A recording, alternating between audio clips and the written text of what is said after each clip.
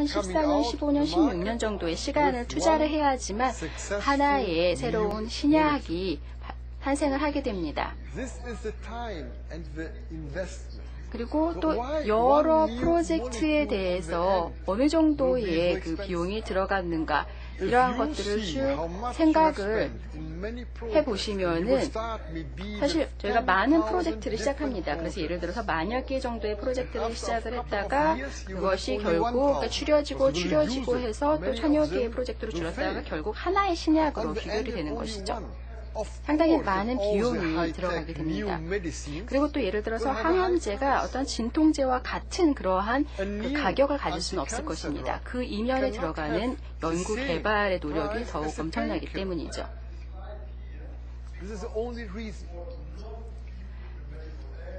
자, 제가 이 슬라이드를 보여드리는 이유가 있습니다.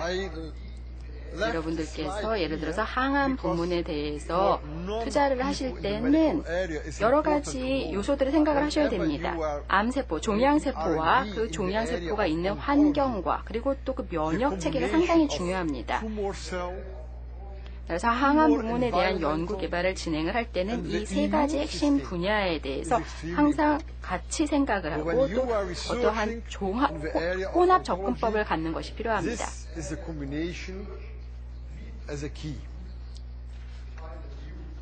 그리고 또 사실 새로운 물질들을 개발을 한다고 했을 때 이 정도 부문들만 저희가 고려를 한다고 해도 상당히 많은 수의 화합물들과 그리고 물질들을 연구해보고 또 계속 살펴봐야만 합니다. 자, 다음으로 일반 의약품 사업부를 보도록 하겠습니다.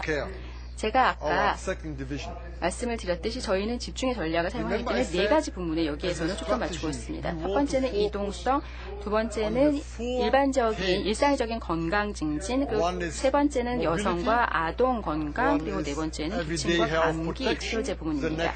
이 제품들은 모두 다 일반 의약품들, 즉 OTC입니다. 여러분들 아마 세븐시스라는 그 브랜드를 아시지 않을까 생각이 드는데요. 원래는 영국에 본사를 두고 있는 그러한 회사에서 만들던 그런 브랜드이고 이제는 머크에서 인수를 했습니다. 어쨌든 이러한 네 개의 팀별로 저희가 이제 좋은 제품들을 가지고 있고 이게 바로 저희의 전략입니다. 만약에 내일 어떠한 프로덕트 매니저, PM이 저에게 와서 좋은 아이디어가 있습니다. 또 다른 분야로 좀 진출을 해보는 것은 어떨까요? 그러니까 예를 들어서 새로운 제품에 대한 아이디어가 있는데 이 네 개의 부문에 속하지 않는다.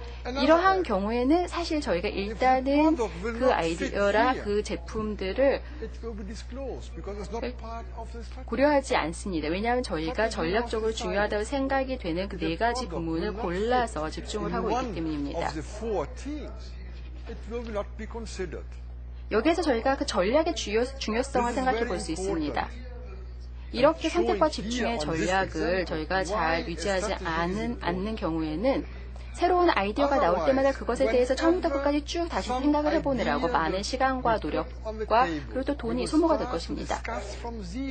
저희가 이러한 분야에 집중을 하겠다라는 전략을 일단 마련을 했으면은 그를 계속 따라가는 것이 필요합니다. 물론 유연성과 융통성도 중요합니다. 그러나 모든 새로운 아이디어가 떠오를 때마다 그에 대해서 융통성을 발휘하라는 것은 아닙니다. 어떤 아이디어에 대해서도 이것이 우리의 기본 전략에 맞지 않는 경우에는 안 된다, 노라고 말할 수 있는 그런 결단력도 필요합니다. 이 일반 의약품 부문에서 저희가 2008년도에 바이오피트라는 그러한 벨기에 회사를 인수를 했습니다. 그리고 이 회사는 저희가 모빌리티와 우먼스 헬스케어 그리고 또 에브리데이 헬스 프로텍션 부문에서 가지고 있는 포트폴리오를 확장시켜 줄 수 있는 그런 회사였기 때문에 저희가 인수하게 된 것입니다. 이 회사를 인수하기 전에 머크가 우선 회사의 여러 가지 제품에 대해서 쭉 다 분석을 해보고 우리의 제품 포트폴리오에 딱 맞아 떨어지는 적절한 그런 제품들을 가지고 있다라고 판단을 했기 때문에 인수를 한 것입니다. 이 회사가 수익을 많이 내고 있는 회사였기 때문에 내지는 가격이 저렴했기 때문에 구매한 것이 아닙니다. 회사의 전략에 딱 맞는 그러한 회사였기 때문에 구매를 구입을 하게 된 것이죠. 사실 이러한 저희 전략에 잘 부합되지 못하는 그러한 기업을 인수를 하게 된다면 그 기업이 이전에는 많은 수익을 내고 있었다 하더라도 저희 회사에 인수된 이후에는 사실 그만큼 빛을 발휘하지 못할 것입니다. 생명 과학 및 시약 사업에 대해서 말씀드리도록 하겠습니다. 저희는 여기도 역시 여러 사업부를 가지고 있는데요. LB, 즉 시약 사업이 있습니다. We have different departments there. LB or laboratory business. And 그래서 저희는 제가 생각했을 때 모든 실험실에 머크 제품이 들어가 있습니다. 그렇지 않은 실험실은 뭔가 잘못된 실험실이죠. Otherwise something must be wrong. 저희가 잘못됐거나 아니면 그 실험실에 뭔가 문제가 있는 거죠. When we have the list of the products, it's also important. 자, 여기 보시면 여러 가지 제품 목록이 나오고 있는데요. 예, 일단 시장이 있습니다. 이게 중요합니다만 시장을 우리가 만들어낼 수 있는 경우도 많이 있죠. 어떤 경우에는 시장에 진출해 있기는 하지만 사실은 그 시장의 니즈가 무엇인지 신경을 안 쓰는 경우도 있습니다. 제가 파키스탄 머크를 담당을 했을 때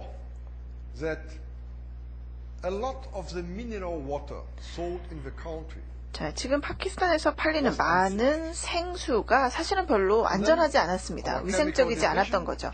자, 그래서 저희의 화학 사업부가 와서 캠페인을 벌리자라고 제안을 했습니다. 그러면 우리 제품도 잘 팔릴 겁니다. 이렇게 얘기를 했습니다. 자, 제가 이렇게 답했습니다. 자, 이건 문화의 문제다. 우리가 누구라고 우리가 나서서 이 국가에 지금 팔리고 있는 생수는 안전하지 않습니다 라고 말할 수 있겠는가. 이건 우리의 역할이 아니다 라고 얘기를 했습니다.